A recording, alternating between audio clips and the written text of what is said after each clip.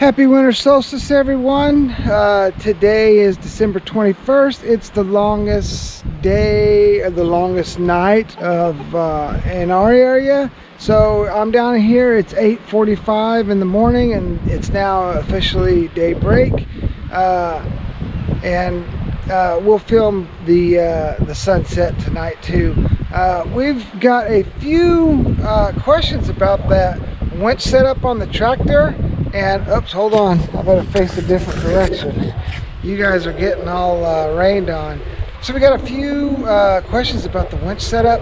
We're gonna go over there and pull the boat out of the water today. I went to town for a doctor's appointment and stayed in town for almost a week due to weather, and then we had a big snowstorm advisory that pittered out to just like 4 to 6 inches. We were supposed to get 8 to 16 inches, but that never developed. Anyways, I stayed in town to help shovel the driveway and stuff like that. But anyways, the trip out was a little more windier than I was expecting, but we made it safe and sound. But we got another windstorm coming tomorrow, so we want to pull the boat out of the water just to be safe, and we'll show you how that new setup's working. The unfortunate thing is that it's going to be at 5 o'clock at night, and sunset is at like 3 o'clock this afternoon, so it'll be in the dark. But we'll see if we can get some good video of it. Anyways, I got some chores to do around here. I gotta let the chickens out and everything, so we'll pick up after we go over there and get the boat and stuff all hooked up. All right, it is officially 3:08. It is officially sunset, so this is our longest day here in the Juneau area, southeast Alaska. In about an hour we're gonna start headed over to pull the boat out of the water because of the rough seas, so we'll take you along with you, and hopefully the video will pick up with the headlights and stuff, what we got going on over there. All right guys, here we are. We're gonna attempt to pull our boat up using the new method with the tractor lights, the ATV lights, and our headlamps. I'm hoping we can get a decent enough shot so you guys can see what we're doing since it's dark.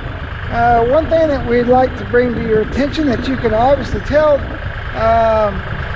if you don't like the dark, maybe Alaska's not the state for you, because in the winter we get a lot of darkness. That's what this video is all trying to show, is even down here in the lower portion of Alaska on solstice, we still only get, I don't know, 5 hours. I don't know, when did we start at? 9, 10, 11, 12, 1, 2, 3, 7 hours of daylight. So it's almost 5 o'clock now, and as you can see, it's pitch dark. But we're gonna get this stuff hooked up, try to get this lowered down. Maybe by just lowering the winch cable and pushing the trailer down. If not, then we'll have to hook the tractor up, push it down. So we'll see. We're just gonna, this is the first time we've done it, the whole process. The first time we've ever done this whole thing all on its own. So we're gonna give it a shot and see what happens. All right, right now all we're doing is we're gonna hook the winch up to it.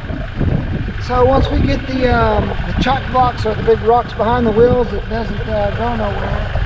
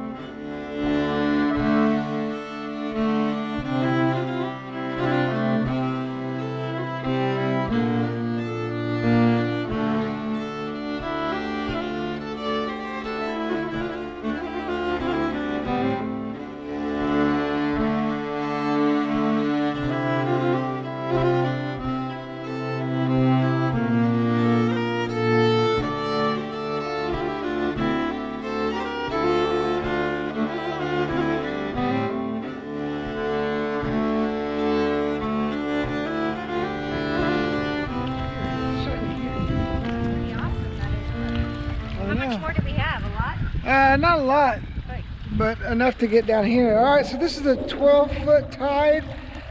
We've got enough cable to get down here. You can see the trailer's in the water. There, you can't see our boat. There's our boat out there. But all right, so now we got to get our boat up here. So I got to go untie it up at the top, and then we'll use the haul out and bring the boat up here. We'll get the thing on the trailer, and then we'll pull it up with the winch. Let's see how this works.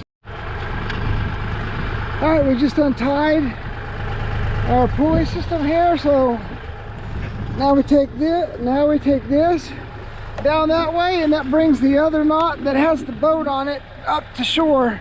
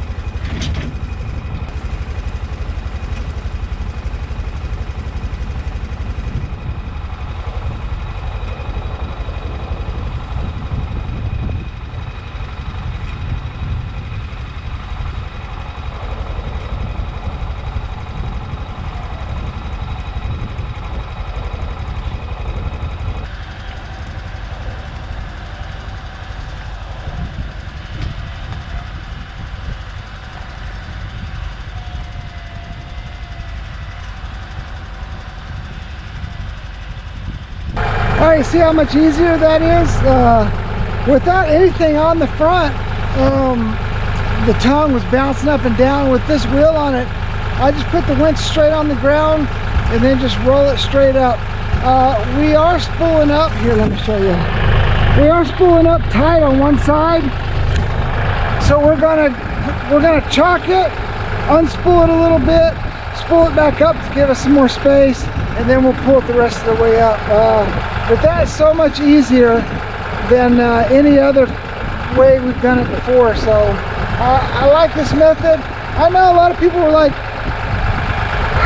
get some beach rocks, put here and build a boathouse, but this is state land. We don't own it, so we don't have any rights to build here.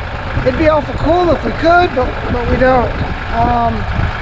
So that, you know, that's the circumstances that we're in.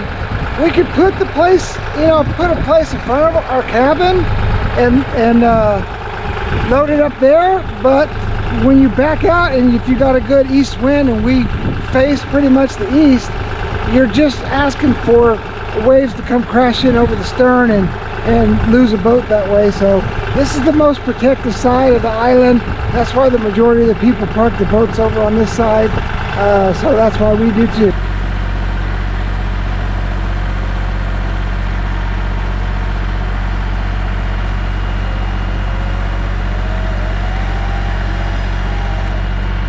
The other thing we invested in was some of these actual chalk blocks instead of rocks and everything. So we've been using rocks and logs for the last few years, but